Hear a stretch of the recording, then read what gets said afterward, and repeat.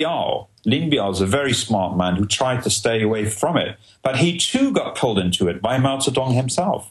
And he tried to flee and, of course, died in tragic circumstances. Well, Professor, we see this cycle over and over again throughout history, that when a aggressive group comes in, takes over, that almost always things get worse, not better. That's why 1776 was so special. They really did deliver on almost all of the promises, and it was, you know, the greatest expression of a true leap forward for freedom. But if you look at the communists, if you look at the Nazis, if you look at the decline of Rome, and I'd like you to speak as a historian on this if you can, just overall, first they take over, kill off their first enemy, whoever was in power before. Then they wipe out the thugs that brought them to power, and there's always an escalation in the killing, comparatively. And then you've got all these killers and psychopaths and sadists and control freaks. They've still got the bloodlust, the bloodthirsty enjoyment, and the paranoia that goes with it. And so then it just accelerates. Yes, quite. I mean, these one-party states, whether it's under Stalin, under Hitler, under Mao, have very similar structures with similar effects. And I think Friedrich Hayek, the wonderful writer who wrote this book called The Road to Serfdom. Yes, Road to Serfdom. Well, Hayek saw it very clearly. Once you start stripping away every kind of freedom, the freedom of association, freedom of speech, freedom of movement, freedom to trade, once you replace it by a one-party dictate, there can only be one road, and that's the road to serfdom, as he said rather clearly. I think the Great Leap Forward illustrates that better than anything else in 20th century history. Well, Professor, I mean, you're obviously a very intelligent person. You've studied history.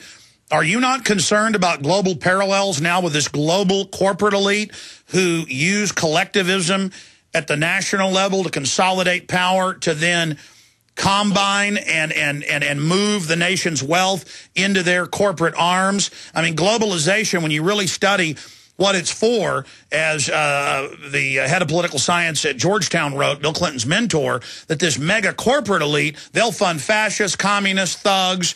Our own CIA admits over and over again they'll choose a dictator over an elected government. And more we see the classical Western liberties, whether it's England or the United States, being dismantled. Do you ever see parallels? Well, what worries me more than anything else is the fact that we still have a one-party state in power in the People's Republic of China. It's very much the same party that committed all these atrocities some 50 years ago.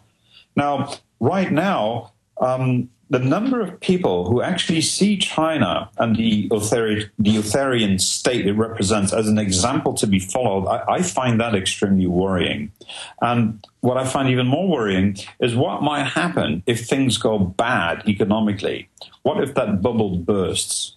What would happen with a People's Republic and a one-party state when things go downhill economically? That, to me, seems to be something we should be paying attention to. I agree with you, Professor. We'll put your website up on screen. The title of the book, Mao's Great Famine, and Frank Dikötter is our guest. We've got a little bit of time left in this segment, the next. I've been asking a lot of the questions. What are some of the other big central points and discoveries that you make in the book? I haven't read it yet. I've just seen the reviews, but we do have a copy ordered. Well, I think the sheer extent of the amount of documentation that comes out of the party archives, I find quite extraordinary. And I just wonder what happened during other periods under communist rule after 1949. When you start looking at 45 million people in 4 or 5 years' time, you just wonder what happened afterwards or in the decade prior to that. Most of all, I think that it is not just about trying to see Mao as the greatest mass murderer in human history, which, of course, he is, but also trying to treat the victims of it and try to, at least in respect to the memory of those many tens of millions who died, try to read about this event and treat it with the same degree of respect and knowledge as we treat victims of the Holocaust and victims of the Soviet Gulag. What I'm trying to say, I think, is that people simply don't have a choice or a voice in the People's Republic. There is no monument to the dead of the Great Leap Forward. There's no museum. There's no remembrance. We have not publicly recognized, even in Western media, just how horrid this period was, and because it hasn't been called out. There's restaurants all over the U.S., college kids. I go back to that. And now, I remember, I've been on air 15 years. 15 years ago, our media would criticize China and its human rights abuses and its organ selling and the rest of it. Now, sir, I hardly ever hear that. That's why it was so refreshing to see you coming out and people looking at your research and a lot of media admitting, I mean, this seems like a big step forward towards really recognizing this evil. Indeed. I mean, that's the tragedy of China becoming more powerful in world politics, is that there are fewer and fewer people actually prepared to look at what happened in the past, or for that matter, what is happening today. And that same system's in place now. We've got 5 minutes on the other side, but recap and expand on the point you were just making, Professor, and then let's look forward. I mean, let's look at who they've got there. It's the children and grandchildren of the same totally wicked, inbred party elite, and now they own the majority of U.S. debt and have over 6,000 front companies here in the U.S. We'll be right back with the professor. Hi, this is Alex Jones. Did you know that the global elite are now storing non-hybrid seeds in secret storage vaults near the Arctic Circle? Did you know that in a real meltdown, non-hybrid seeds can become more valuable than silver or gold? It's true, seeds have outperformed even gold and silver before in this country, and it's possible that it could even happen again. So our friends at Solutions from Science have put together the perfect mix of non-hybrid seeds. They call it a survival seed bank, and it can produce an endless supply of nutrient-dense food for you and your family. And here's the best part. These seeds have not been genetically modified in any way, and you actually get enough seeds to plant a full-acre crisis garden. So visit them today at survivalseedbank.com. That's survivalseedbank.com, or give them a call at 877-327-0365. That's 877-327-0365. Remember, in a real crisis, non-hybrid seeds are the ultimate barter item. This is Alex Jones for survivalseedbank.com. Is your computer running slowly? Thinking about buying a new one? Don't waste your money. Your computer could be infected with spyware, malware, viruses, registry errors, spam, and pop-ups. You don't need to buy a new computer. Just go to doublemyspeed.com and find out what's slowing your computer down. Double My Speed totally cleaned up my system and increased my speed. Doublemyspeed.com increased the speed of my computer from the very first day. My computer was on its last leg. Now it's like new again. Get your free diagnosis at doublemyspeed.com and keep your computer running fast. Your free diagnosis at doublemyspeed.com is easy and fast. It's the best you could ask for. Outstanding, and my computer is running faster than ever. Find out what is slowing down your computer with a free diagnosis at doublemyspeed.com. Don't waste your time with your slow computer. Get your free diagnosis now at doublemyspeed.com. That's doublemyspeed.com.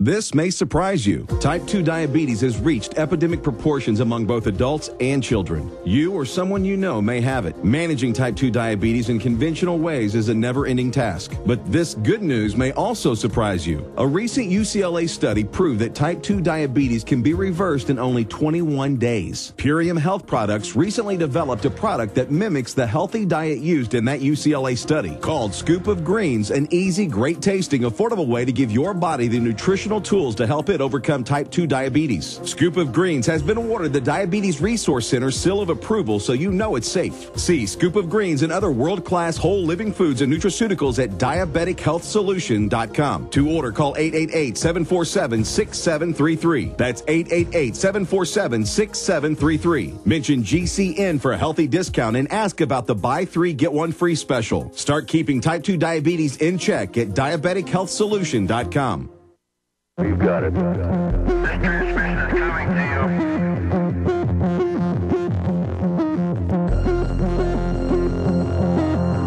Well, will definitely have him back up with us again because we haven't even scratched the surface. I hope you'll get the book, Mao's Great Famine, because it mirrors the separate research I've done, obviously not as in-depth or directly there at the source. This is confirmed, point of release from within their own annals. And as he said, it's only the surface, and it's so horrific. We have our own government lighting up the Empire State Building in the communist Chinese colors. That's like lighting it up as a swastika. If we don't recognize that the same system is still there. My film, Endgame, Blueprint for Global Enslavement. You can get 4 copies to give to your friends and family of this seminal film for $19.95 for another 2 weeks. This documents our government's own admissions, major think tanks, the UN, saying they like what Mao did. Now, I read you a New York Times quote from David Rockefeller. You see the young kids, I see them at UT wearing Mao and Stalin shirts. This is serious. This is serious, and we've got to stand up and recognize evil. So I hope folks get the film at Infowars.com because, sir, finishing up with that point about how we're the same groups that did this are still in control today. China owns most of the West debt, and where is China going now? Well, it could. I'm not an expert on China today, and that's one of the troubling things is that the so-called China experts seem always to be very willing to talk about every aspect of that country, whether it happened 1,000 years ago or what is going to happen in 10 years' time. So I'm very prudent with that. But looking at it, I think the real worry is whether there's another great leap forward taking place. Obviously, not tens of millions dying of hunger. But again, there's great faith by the Chinese government that it has somehow found a way to catapult its country past everybody else through some magic economic plan that has nothing in common with the rest of the world. This idea that they can somehow do their own thing in a very different way without having to pay respect to human beings, respect to freedom, the freedom of movement, freedom of association, freedom of religion, freedom of speech. That seems to me to be rather worrying. And in any event, it seems to me that if we really want to understand China now, you cannot but read up on its history of the past 50 years. These are, as you said, very much the same people in power, the same families in power. The same people in power, the same families, becoming fabulously wealthy. I mean, generals making hundreds of millions of dollars, and they're killing the Falun Gong. They're killing peaceful groups. They're still oppressing Tibet. And our media more and more defends it. Indeed. And the other query for China experts out there, of course, not for me as a historian, but would be to find out whether or not these methods are being exported to other countries. Oh, they certainly are being exported to other countries. I mean, that's the issue that I see here. And then China's got so much influence over our internal politics because they own our debt. That's the main reason that the State Department 2 years ago said they're not selling organs when China admits they're selling organs. So now our government's lying for them. Well, there you go. So again, is it another great leap forwards? I'd be very prudent. It's incredible. Well, Professor Dikötter, frankdikötter.com is the website. I know you're in Rome right now. I'd like to, while we have you, call you and try to pick a time to interview you again as soon as possible because I'd like to open the phones up to take calls. And so we're going to put you on hold, sir, and find a time to get you back on in the future, perhaps in studio when you're here in the United States. I hope folks get your book and, as you said, learn to recognize evil so it doesn't happen again. God bless you, sir. Thank you. There goes Professor Frank Dikötter. We'll be right back. Thank you for listening to GCN. Visit GCNlive.com today. This is Alex Jones with 5 good reasons you should consider buying a solar power generator. Number 1, new climate legislation could easily double or triple your electric bill. Number 2, our new energy czar wants to control how much power your electric company allows you to have. It's true. Total government control of electricity in the name of smart grid technology is coming. Number 3, in some areas of the country, the power grid is dangerously overloaded. And now, new socialist legislation is only compounding the problem. Number 4, dangerous weather is always a threat to local grids. Every year,